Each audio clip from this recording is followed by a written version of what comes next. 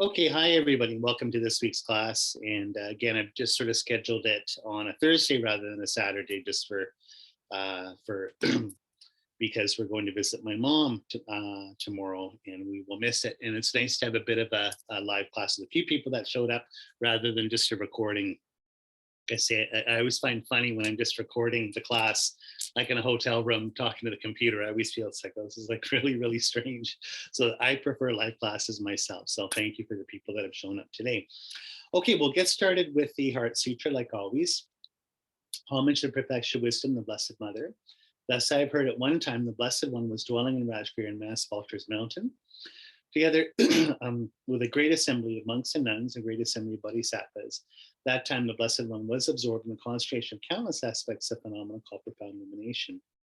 That time also, Spirit Avalokiteshvara, the bodhisattva of the great being, was looking perfectly at the practice of profound perfection wisdom, looking perfectly also at the five aggregates being empty of inherent existence. And through the power of Buddha, Venerable Shariputra sent Spirit Avalokiteshvara, the bodhisattva of the great being. How should a son of the lineage train who wishes to engage in the practice of profound perfection of wisdom? Thus he spoke, in Spirit of Avalokiteshvara, the bodhisattva of the great being, replied to Venerable Shariputra as follows. Shariputra, whatever son or daughter of the lineage wishes to engage in the practice of profound perfection of wisdom should look perfectly like this. Subsequently, looking perfectly and correctly at the five aggregates being empty of inherent existence. Form is empty and emptiness is form. Emptiness is none other than form, and form is none other than emptiness. Likewise, feeling, discrimination, compositional factors, and consciousness are empty. Shariputra, like this, all phenomena are emptiness, having no characteristics. They are not produced and do not cease. They have no defilement, no separation from defilement. They have no decrease and no increase. Therefore, Shariputra, in emptiness, there is no form, no feeling, no discrimination, no compositional factors, no consciousness. There is no eye, no ear, no nose, no tongue, no body, no mentality, no form, no sound, no smell, no taste, no tactile object, no phenomenon. There is no I element, so forth, up to no mentality element, also up to no element of mental consciousness. There is no ignorance and no exhaustion of ignorance, and so forth, up to no aging and death, no exhaustion of aging and death. Likewise, there's no suffering, origin, cessation, or path, no exalted awareness, no attainment, also no non-attainment. Therefore, Shariputra, because there's no attainment, bodhisattvas rely on and abide in the perfection of wisdom. Their minds have no obstructions and no fear. Passing on and beyond perversity, they attain the final nirvana. Also, all the Buddhas reside perfectly in the three times, having relied upon the perfection of wisdom, became manifest and complete Buddhas in the state of unsurpassed, perfect, complete enlightenment. Therefore, the mantra of perfection of wisdom, the mantra of great knowledge, the unsurpassed mantra, the equal and unequal mantra, the mantra that thoroughly pacifies all suffering, since it's not false, should be known as the truth. The mantra of perfection of wisdom is proclaimed. Tayatam gata gata paragata parsam. So, Shariputra Bodhisattva, great beings, should train the profound perfection of wisdom like this. Then the Blessed One arose in that concentration, said Spirit Avalokiteshvara, the bodhisattva, the great being, that he'd spoken well. Good as an allegiance like that, just that, just as you have revealed. And that way, the profound perfection of wisdom should be practiced, and the Tathagatas will also rejoice. When the Blessed One had said this, Venerable Shariputra, Spirit Avalokiteshvara, the bodhisattva, the great being, an entire circle of disciples, as well as worldly beings, gods, humans, demigods, and spirits, were delighted and highly praised what had been spoken by the Blessed One. Okay, there we go. So we can just take a moment to do our 9-point breathing now, just kind of on our own time. So of course, 3 breaths through the left nostril, out through the right, getting rid of desirous attachment, hung up on stuff, being stuck. 3 breaths in through the left, right nostril, out through the right. Right nostril, out through the left, getting rid of anger, frustration, passive aggressivity, reactivity, and so forth. 3 deep breaths in and out. Just through both nostrils, sort of in a regular way. And on the final inhalation, just holding it at the navel, putting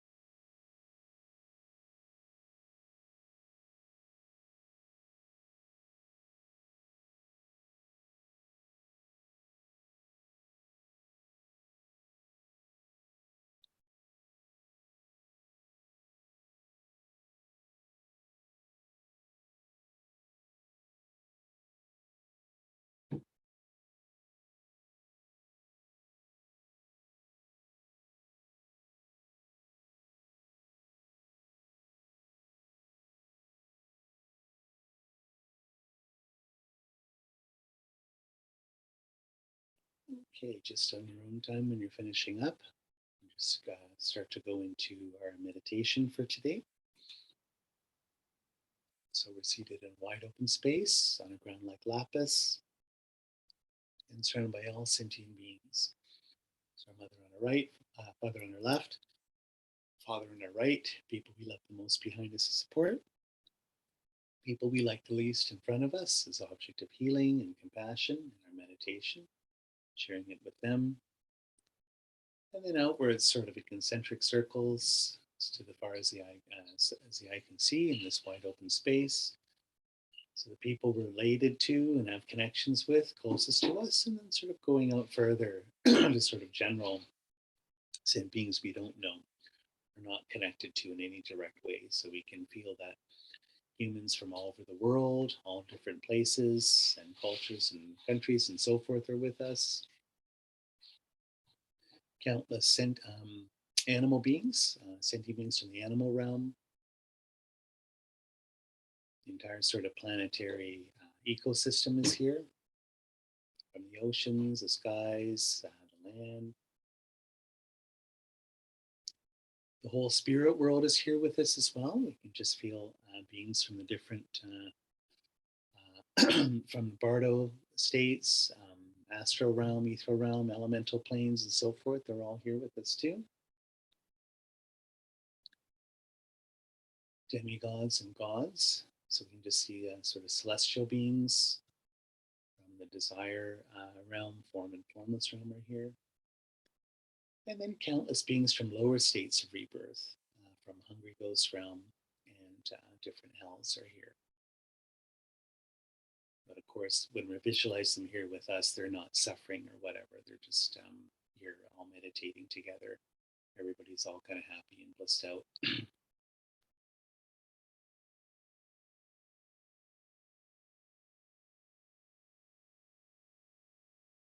Beautiful blue sky above us, like a big dome. In front of us and above us, let's visualize our refuge tree here. So again, just doing it for our teachings on karma, this course on karma, and all these precious teachings coming from Buddha Shakyamuni. We're going to be visualizing him as a central figure, just sort of receive his blessings, all the kind of classical teachings, Buddhism from him. So out of Lake Manasarovar is the wonderful world tree going up into the sky here, all made out of light and energy. Pardon me. And in the center of it, like a big harvest moon, is Buddha Shakyamuni, and we can visualize him on a lion throne, lotus, moon, and sun seed. And he's in lotus position here, wearing the three robes of a monk, with the begging bowl in his left hand, right hand is touching the earth with the subduing mudra. His beautiful body, golden body made out of light.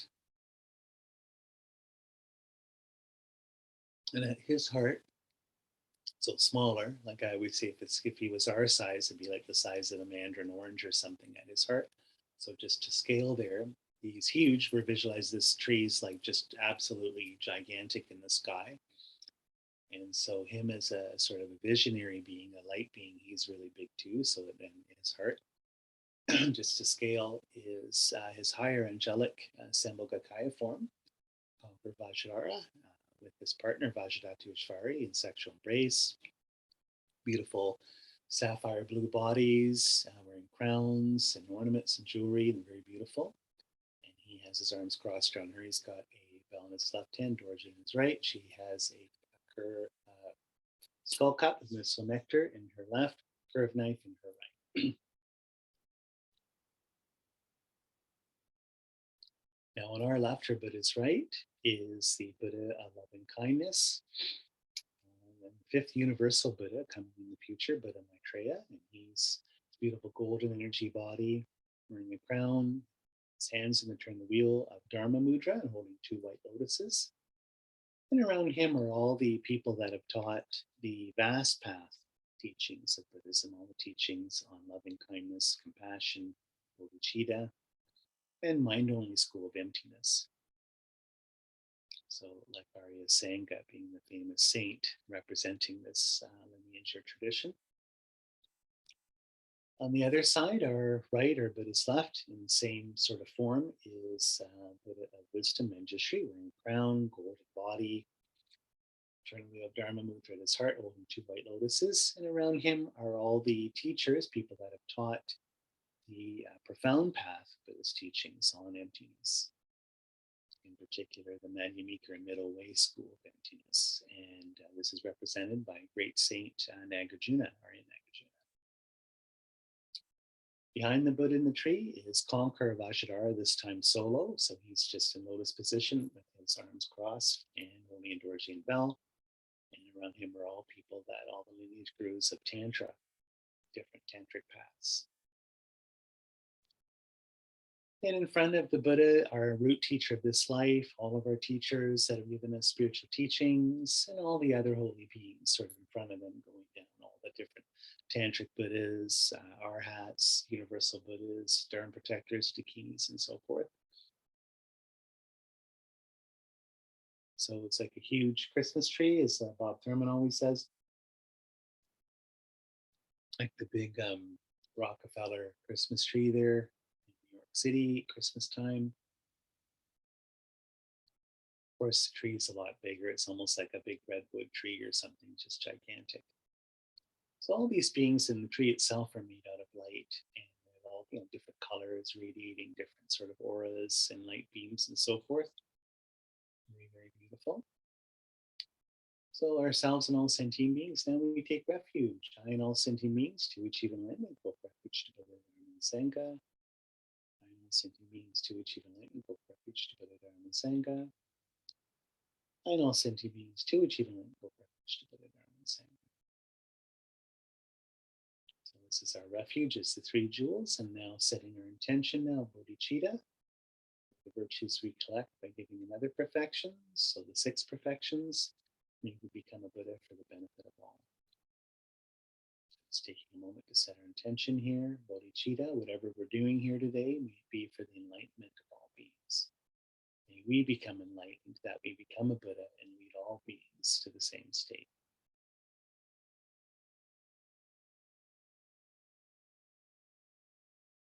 Okay, so for purifying now, white lights and nectars are coming down.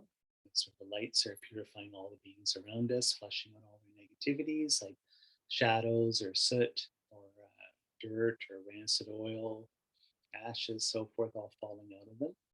And for us, we can just feel it's almost like nectar coming down, or sort of like a plasma, sort of beautiful, soft, almost like if it's a gel coming into our body, all this light, and pushing all the negativities downwards out the bottom, out of our legs and our bum and so forth. All of our bodies are crystal clear.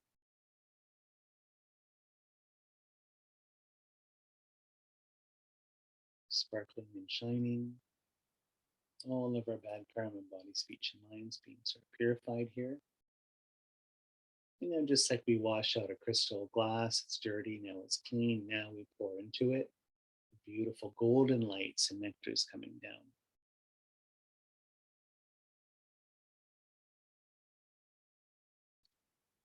I always think of the wonderful mango smoothies I get in Hong Kong. I think of that just beautiful sort of golden nectar coming into me right now, almost like mango smoothies everywhere. And or just like a nectar like I guess orange juice or apricot juice or something. This is filling us right to the top here. I feel great joy and bliss. And again, this nectar is an energy, an empowerment energy, kind of we're going up a level, kind of like in a video game here, getting all this power, getting teachings, initiations, empowerments to be able to not just comprehend, but also embody and integrate all the teachings of Sutra and Tantra.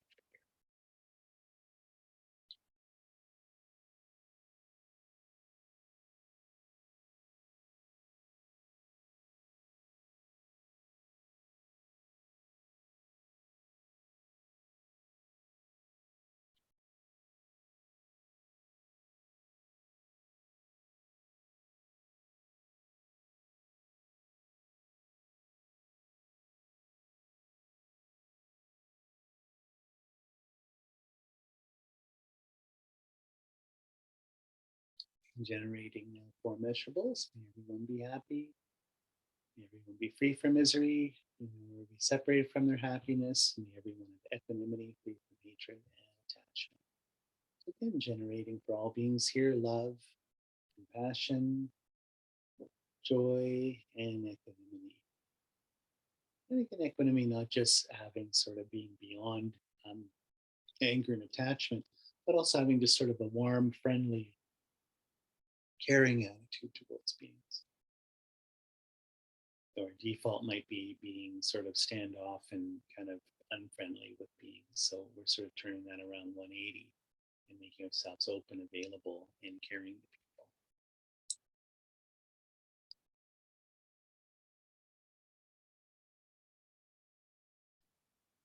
Okay, just taking a moment to do our 7 limb practice here, making our practice specifically Buddhist.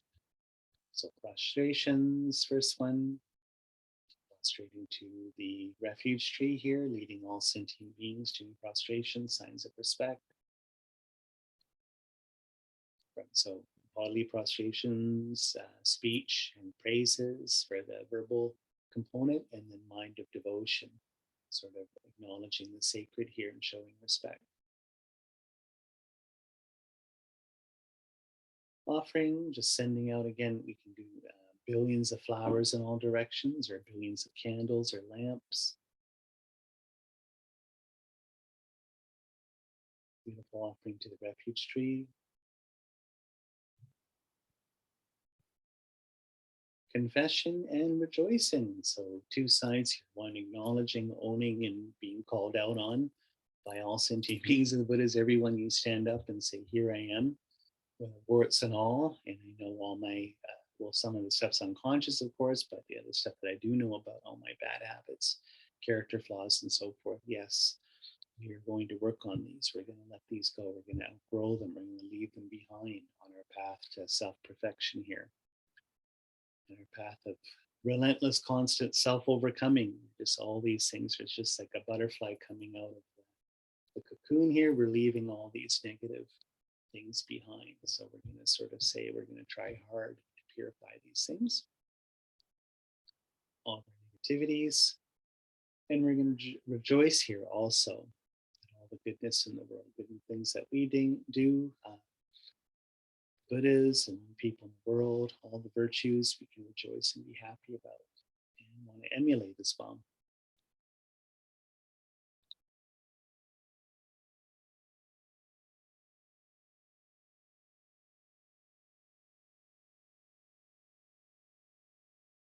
And asking the Buddhas, all holy beings, to stay and to teach. So from her heart, first of all, sending up a white lotus throne, lion throne, I should say. You can put the little lotus on top as well, if you got a lotus cushion. Going up, dissolving into Buddha's lion throne there, just always asking holy beings and our teachers to stay with us no matter what. And then sending out an 8-spoked Dharma chakra as well. So not just stay with us, but please guide us and teach us. So not just being in life as a presence, refuge, but also please continue to guide us towards enlightenment. And finally, dedicating everything that we're doing, including our meditation right now, for the enlightenment of sentient beings.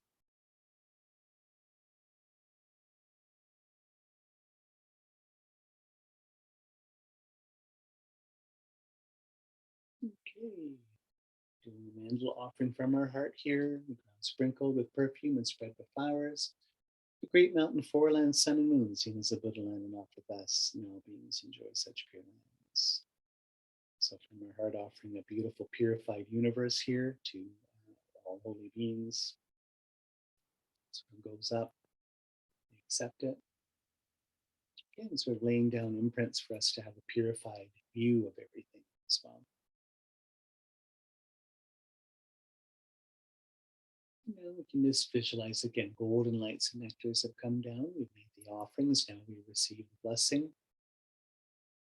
And just think of blessing like in Tibetan blessing, Jinlap, or mind transformation. Your mind's going from a negative, reactive state to a positive, affirmative one, being sort of closed to being open, to being sort of disconnected to feeling connected. Being stuck to being creative and open. So we can just really think of all that, just sort of as all this golden energy is pouring into us.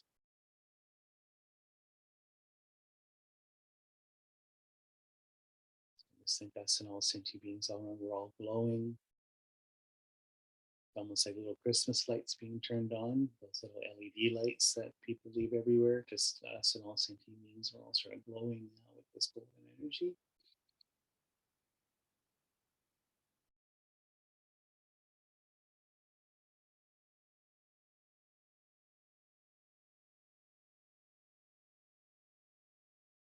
We request here, please bless our minds, Buddha Shakyamuni, grant us your blessings. And so now the merit field starts for the final dissolution and absorption meditation. Merit field starts to dissolve inward, the whole refuge tree. So Lake Manasarovar and the tree melt into golden light and absorb into all the different Buddhas here and light beings. And they all start sort of melting inwards into the Buddha here. So we can just feel all the holy beings are melting into our teacher from this life. There's a little ball of golden energy that moves into Buddha. The vast and profound path gurus melt into Maitreya and Manjushri respectively, who become like little suns or little stars, and then they go inwards. Buddha. And now Tantric gurus all melt into Vajradharani, becomes like a blue ball of light.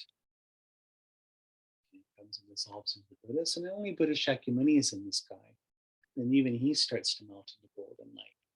So lion throne, from the lion throne to the top of his head, he sort of melts inward. And his heart into the divine couple, Vajradhara and Vajradhara. So they're just sort of like the condensation or condensing of all these holy beings right into them, symbolically standing for the three jewels, holy beings. In the sky, like a little blue diamond or sapphire, a piece of lapis. Well, they get small, about the size of a sunflower seed, softly emitting out rainbow lights here. And they come down to the crown of our head, turn around, face the same direction we are, and then very, very slowly enter our crown chakra and descend to our heart. And once they get to our heart, we can just feel that they just sort of melt into light there. It's like dropping the sugar cube in hot water, sort of blue light that sort of dissolves right into our heart. And receive all the wisdom, the compassion, the power of all Buddhas, all the different lineages of teachings, all these sort of amazing energies and qualities and powers going directly into us. And we can feel great, great bliss and spaciousness here, as well as an interconnection with all things. Let's take a moment to meditate on this.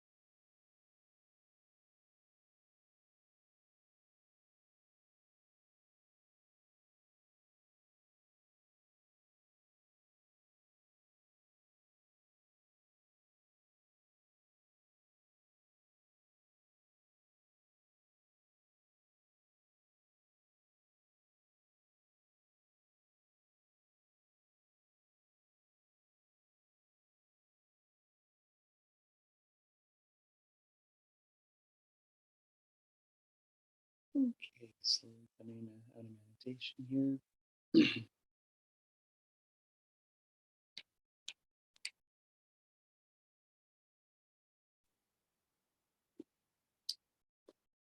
Okay, good. So this is our next class or teaching here on karma. Got about half an hour here, but there's actually this particular class. I just realized there's a lot of material, so I'm not going to totally super saturate or overload it for everybody here, but I do want to go through it. And I'll leave, of course, a few moments at the end if anyone has any particular questions. So this is a good class. It's basically karma and karmic results. So basically kinds of karma and the results that they have. So what I was thinking, just even myself the other day, I've sort of just been reflecting on this class. I have taught this a few times over the years. I like it very, very much. What I always felt that what I really always liked about Buddhism when I was in university and stuff, at the time, years ago, 30 years ago, whatever, of course, I was doing my philosophy degree, this and that. And, I sort of encountered, even in Western philosophy teachings, similar to emptiness or more critical teachings, sort of taking the world apart, showing things are just your mind or your personal constructs or social constructs or whatever you want to say. But in even studying existential philosophy, life's what you make it, everything's just, your projection, this and that.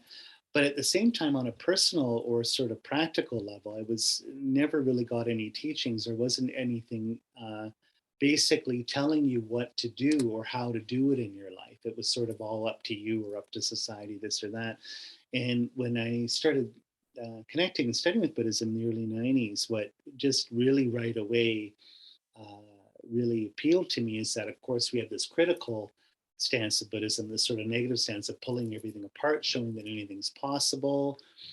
Reality is what you make it, everything's a projection of your mind or whatever.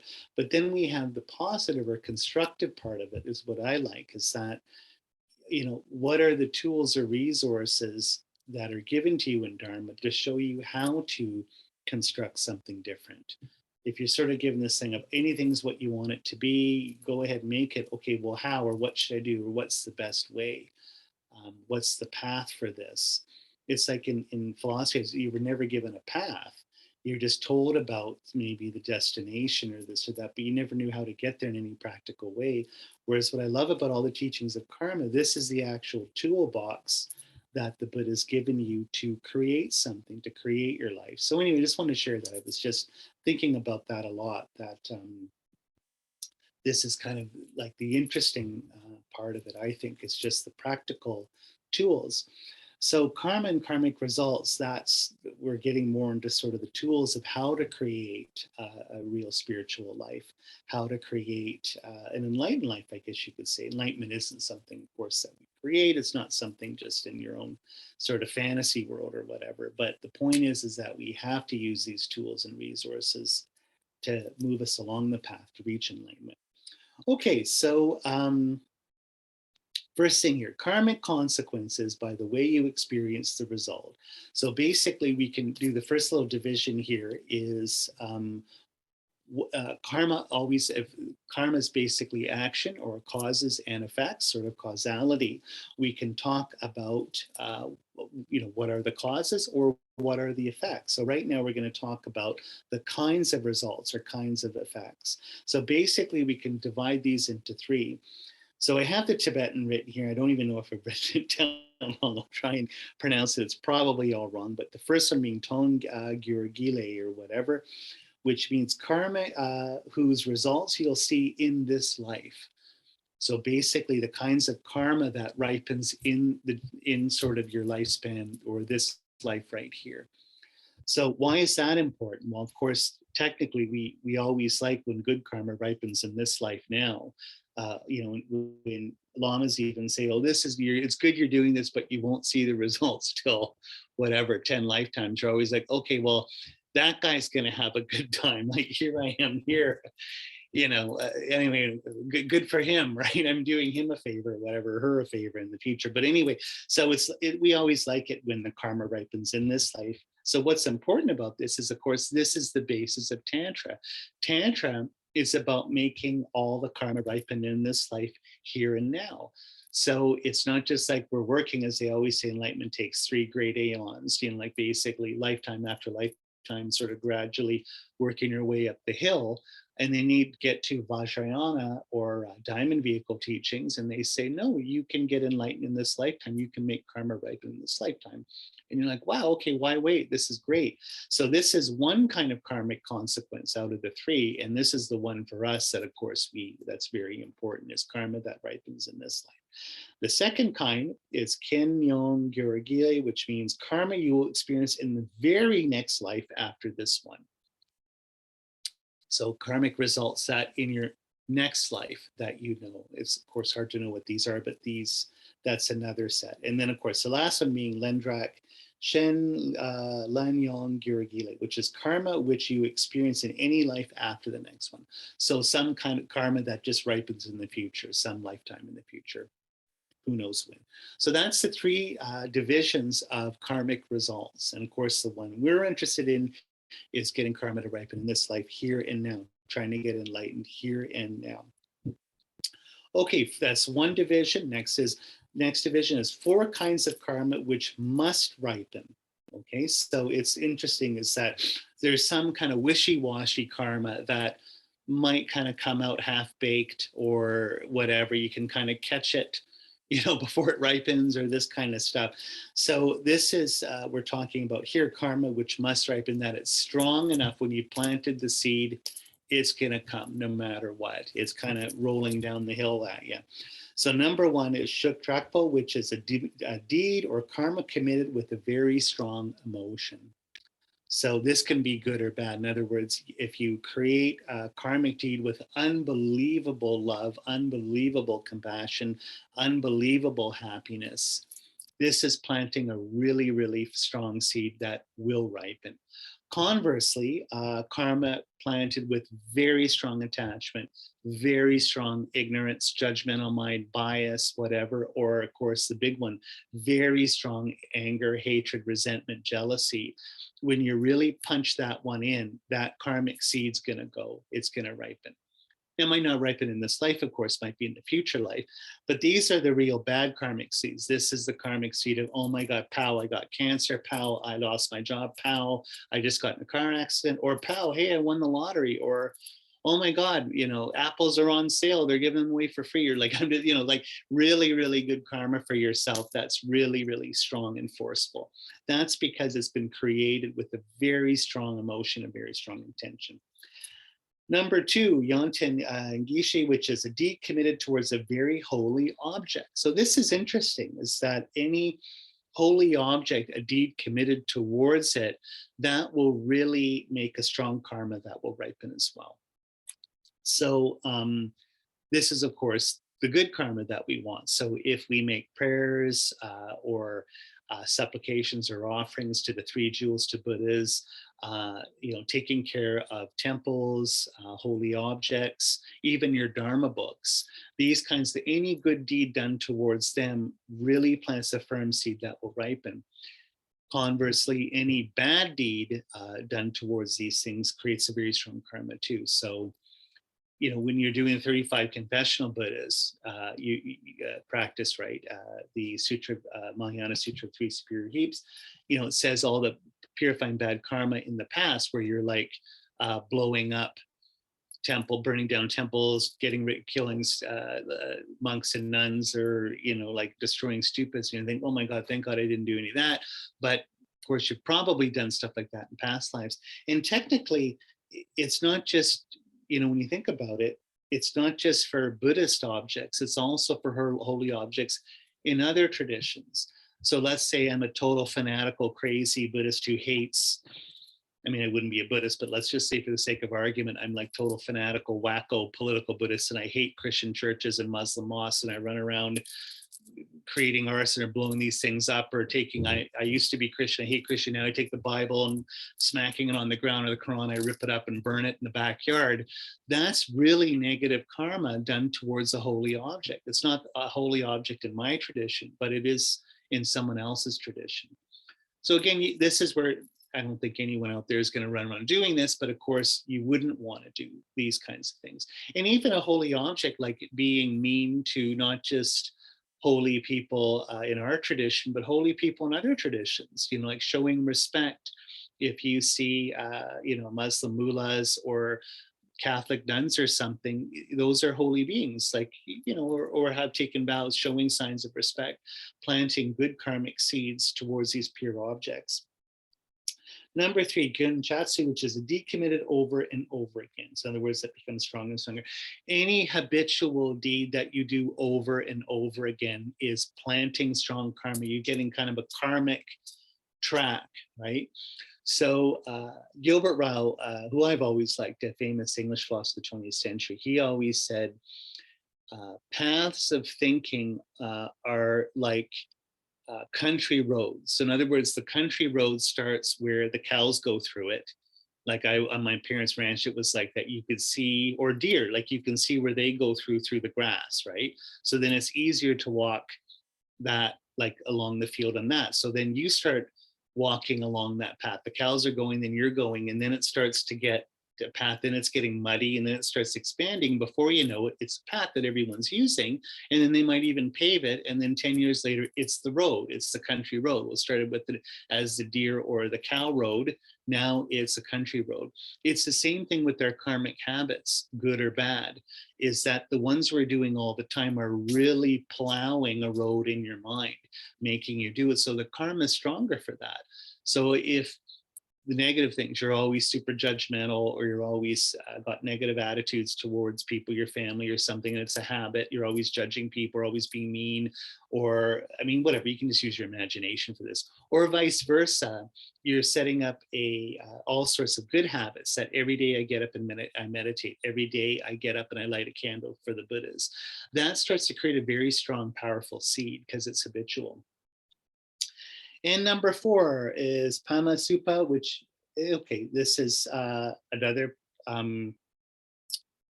really strong karma, is killing your mother or your father. So, you know, this is funny. I know my mom read it was a New York Times review of books or something years ago, where it was some biography on Freud or whatever, I don't know. But he went to the States, I can't remember when, in the first 20th century, and came back, he met with a student, Carl Jung, and Carl Jung said, what was it like being in the States, New York, and this? He says, oh, it's amazing. He says, it's really a weird place. And he goes, why? He says, everybody over there hates their mother.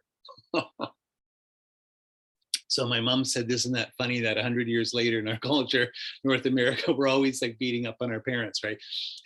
I don't know, maybe they need to be beat up on. I'm not too sure. I don't know what kind of, upbringing everyone had, but nonetheless, you know, with us, we like to be critical in our culture of our parents, and they didn't do enough, they didn't love me enough, they didn't give me enough hugs, blah, blah, blah. But technically, your mom and your dad are very, very special people karmically, because whatever they did or whatever they didn't do, if they're jerks or wonderful people, they gave you the body to be able to do Dharma. You're here, sitting here with me right now, meditating in a human form, you know, speaking a language, using your mind to do Dharma. And that's because you're a parent. So the karmic connection you have with them is extremely strong.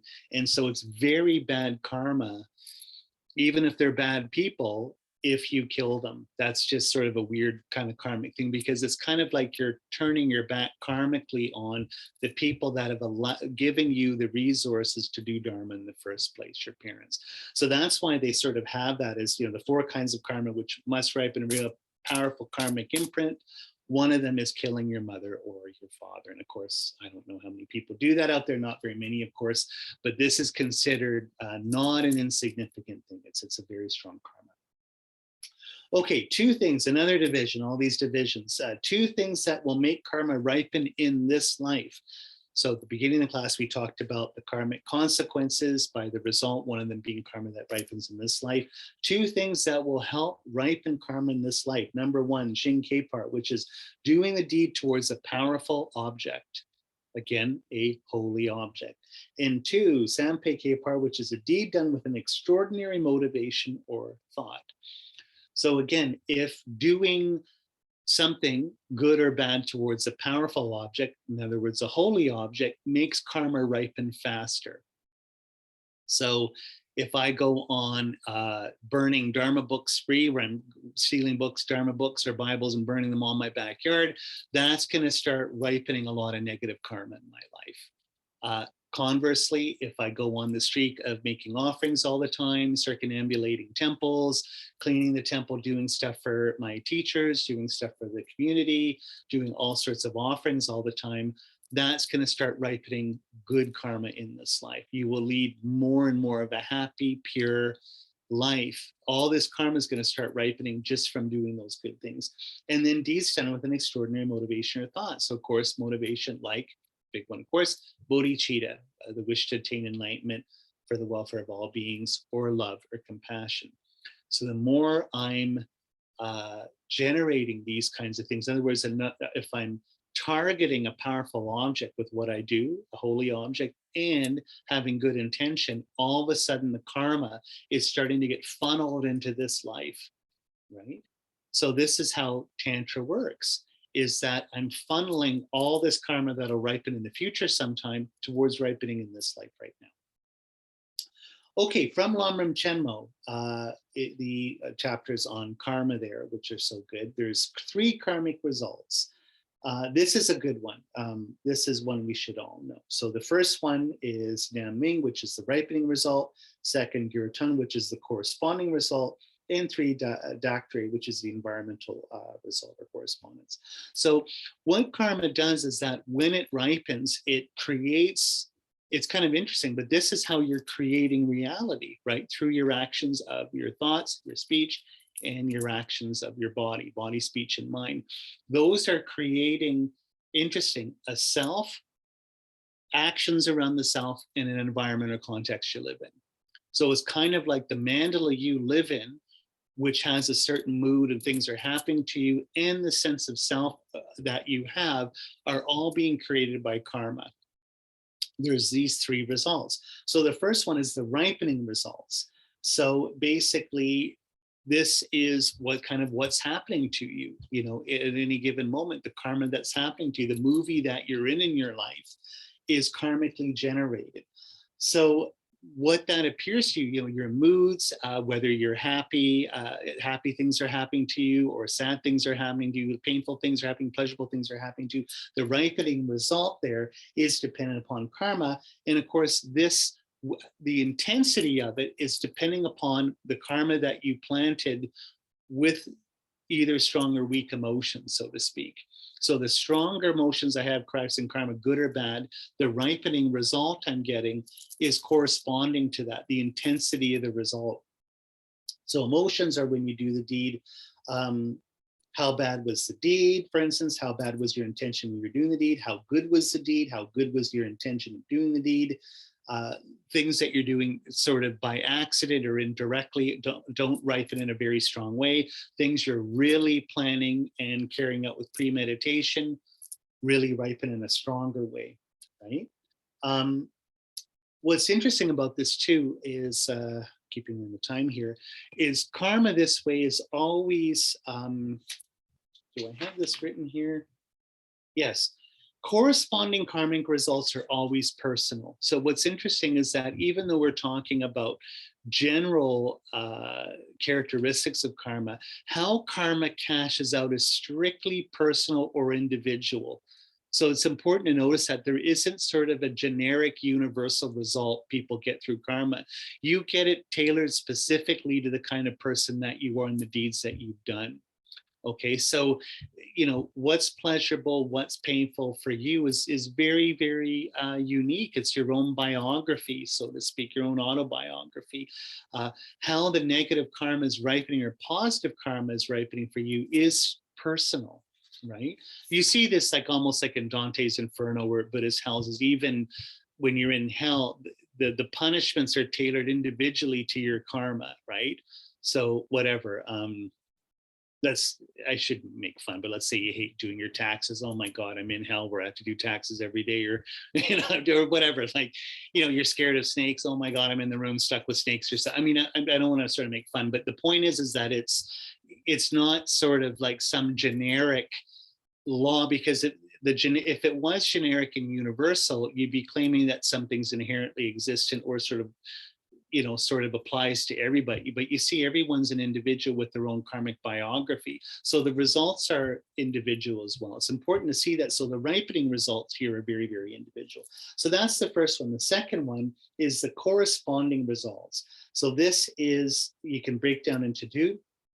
Basically, the classic karmic thing. What you put out is what you get. The similarity between what you did and what you get back. So there's a similar experience to what caused it. And then also, they always say the better or worse thing in karma is that you're creating also a karmic habit. So if it's good habits, I always do good things when I'm always a generous person or meditating all the time. The more I do that, the similar the result. I'm creating a habit or a predisposition to doing it again. The same with my bad actions or bad habits. The more I lie, the more I'm a liar. The more I start to live in a lying world where I'm lying all the time, it's like a predisposition. I'm on autopilot or a sort of stimulus response. But also, again, what you put out is what you get back. So literally, you're living in a world of your projections or your echoes. So LamRim Chenmo talks about this in the sense that, you can have better sort of descriptions of what it is, that if I lie, I kill, I steal, I gossip or whatever, I start to live in a world where people are doing this to me all the time. So if you read Geshe Michael Roach's Diamond Cutter, he has, there are business problems and business solutions, of course, but he shows that if you have a problem, it's karmically generated. So see how you now or in the past have created it. In other words, I always find that people are dishonest to me. Like whenever I have to ask people for favors or dealing with my family, everyone's always dishonest or lying to me, right? Or I always find that people are gossiping about me. Like when I always overhear people making fun of me or whatever, or people steal off me. I leave my bicycle in the backyard, it's gone in the morning. I lend my books to people, they never give it back and then told me I never lent it to them, this kind of thing. So this allows you to kind of reverse engineer your life, where you start to say, okay, am I the kind of guy that doesn't respect other people's property? Or do I take things without asking? Do I borrow things and never give them back? Do I gossip about people all the time? Do I kill? Am I living in a world where I'm injured all the time and getting sick and having these violent impacts on my life? Maybe I'm killing things all the time, killing bugs, killing mice, or whatever. I mean, you can use your own logic here and figure it out. So that's the second one, is you get back what you put out. What you put out is what you get. Third one is Drakti, which is the environmental correspondence. So in other words, that's the mandala you end up creating, that you end up living in, right? So if I'm a lying person, I live in a world where everyone's dishonest. I turn on the news, oh, politicians have screwed people again, and they said they're going to do this. Or I go to work and the boss says he's going to give me a raise, then he decides not to give me a raise. Ha ha ha, I told you I was going to give a raise, I'm not giving a raise. So I end up living in a world surrounded by this kind of energy, like whatever. They also say that you can read LamRim Chenmo for this. Like if I have harsh words all the time, I live in a harsh world where even there's brambles and thorns in my garden I have to cut through. If I use divisive speech, I live in a world where it's hard to get to places and connect with people. Like the bridge is knocked out, the road, I can't visit my family because the road's washed away or something. I can't get certain things. I have a shortened lifespan because I've been killing people. So it's kind of interesting. In other words, you can see how your karma literally creates a mandala of you in it. So of course, we're going to do this with positive karma in Tantra, where we self-generate as a deity in a beautiful universe, in a beautiful mansion, a beautiful castle. But right now we're in the diluted samsaric universe, where I have person, myself, in the castle of my own suffering, in the land of suffering, so to speak. And you can see how this is karmically generated as an echo, right? This is kind of giving you the description. Okay, just finishing up here. Examples of powerful objects that cause karma to ripen in this life. So there's 4 examples we can see, again, that helps karma. Basically, it's dharmic people doing dharmic things, right? So number 1, someone who's just come out of a cessation meditation for the first time. Number 2, someone who's come out of immeasurable love meditation for the first time. 3, someone who's just come out of seeing emptiness directly for the first time. And 4, someone who's just become an arhat or has just become enlightened. So anything you do to people that are in these states is super powerful and causes karma to ripen in this life in a positive, well, and the negative thing was someone comes out of a meditation of emptiness and you're there and you hit them over the head with something. I mean, who would do that? But that would be the example of really negative karma that you're doing that'll ripen right away. So positive karma is if we're supporting, making offerings or caring for people that are doing these high spiritual practices, that causes my karma to ripen quicker in this life.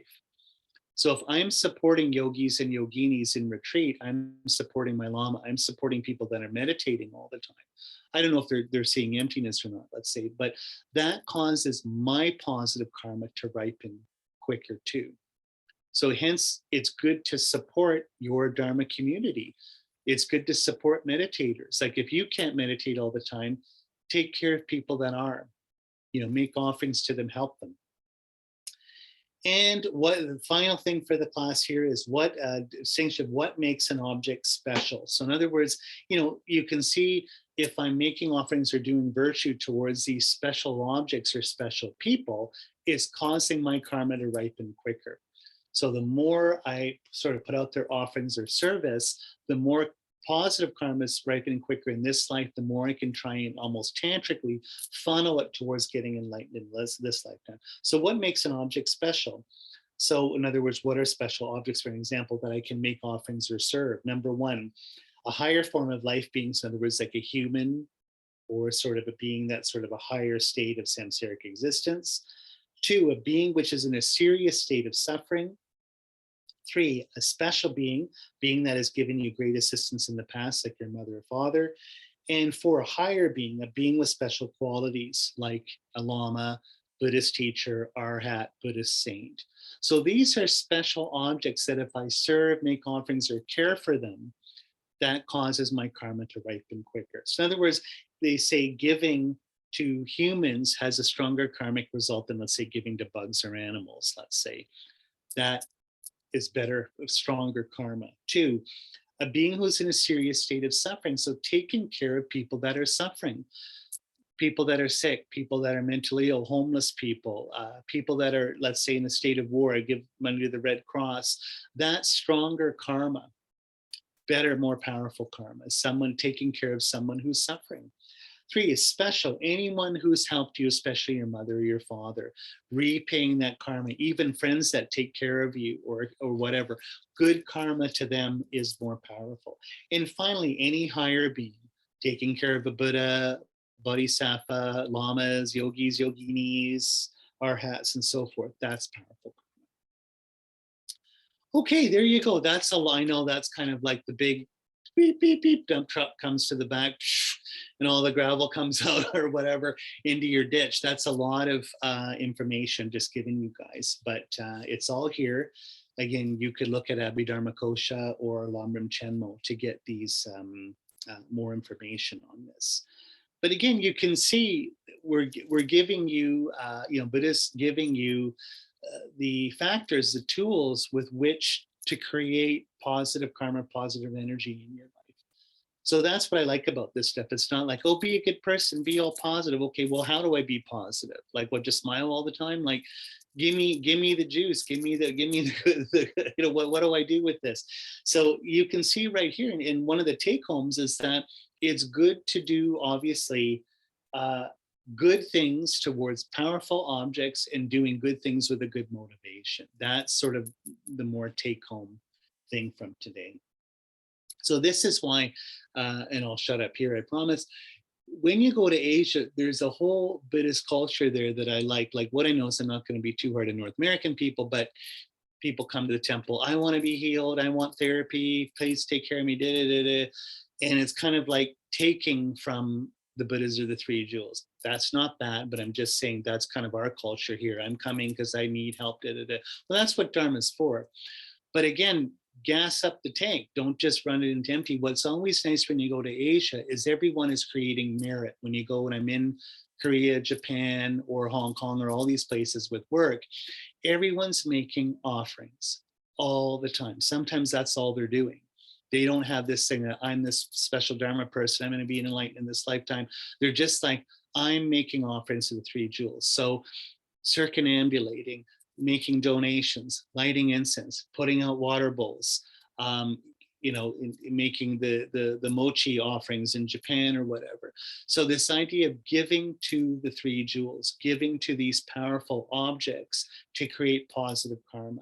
That's the idea of merit or virtue. And this is something I think we all need to do more and more in the West that people don't like doing. Like when you tell people, a lot of people teach me Dharma, we know what's good to do. Oh, I don't want to do a water bowl offering. I had a friend of mine just like, what? I have to do another row of water bowl offerings? Oh man. And it's just like, hey, like this is creating good karma.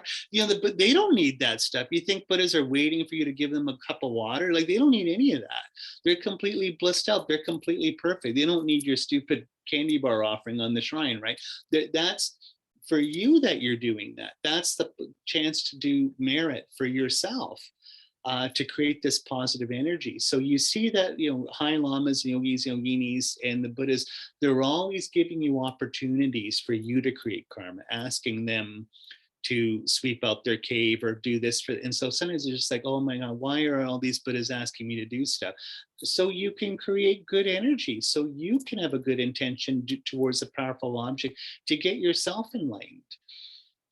Like you think of all these Buddhas with all the arms, Yamantaka, well, he can't clean out his house with all those arms. Of course they can, they can do all that stuff. They're not, like they're giving you the opportunity to create karma, so it's good to remember that. So I always think it's nice as Western people getting in the habit of sort of these age-old, sort of more from classic Buddhist countries, traditions of creating merit, lighting candles, cleaning the temple. In Tibet, I remember Gelek Rinpoche said the thing he missed the most in Tibet was Kora, right? Which basically, when we were in Nepal years ago, about 2 times a day, right before people go to work, right when they come after work, everyone in the Tibetan community circumambulates the Bodhanath Stupa. So it's like a highway. You see everyone going around the stupa, and it's so beautiful. And when you're going around with friends, sometimes people are just talking, how was work? It's kind of funny. It's like a social time too. People are turning prayer wheels, and you're turning the prayer wheels, and it's good exercise. Like you're getting your 10,000 steps in or whatever, and on your Fitbit or something, and you're creating tons of merit. And we did that. Like when we learned that, our group that was there, our Dharma friends, would say, oh man, we got to get up in the morning and join everybody. You have a quick tea, and then you run down, and then everyone's going around and circumambulating, creating all this beautiful karma. And it feels so amazing. It's beautiful energy. And it's so easy to do. I mean, all you're doing is walking around a stupa. How easy does it get? And you're creating all this positive, good energy. And so that's something we can sort of think about doing more and more. And you see, if you create good energy, then it's easier to be good, right? You have low energy, reactive energy. It's hard to be happy and do things for good people. Okay, so blah, blah. I know I talked a lot this class. It's like half an hour of me shooting my mouth off here, but there was actually a lot of material in this class. We had about 5 or 6 different lists there. I wanted to get through it. Right before we go, does anyone have a quick question here before? You don't have to, but I'm just saying if there's any, something a little confused, you guys, you're good. I mean, yeah. Matthew? Yeah. I just would like to say, I enjoy it when you shoot your mouth off. You can do it anytime, all the time. It's just so wonderful. And thank you for doing it today. You could have not done this and just, canceled the class.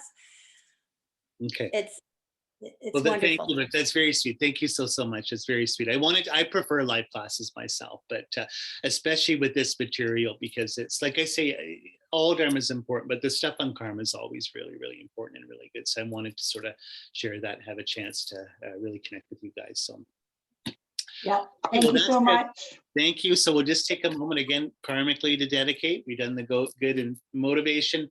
Now we do the good dedication. Again, funneling all that karma. So it's like, it's like a big river. We're damming it. We're shooting it towards enlightenment in this lifetime if we can. So by the blessings of all holy beings, the truth of causes and their effects, power of a pure, severe intention, and bodhicitta, may all of our Dharma wishes be fulfilled. May all sentient beings reach full awakening. Okay, let me just press stop here.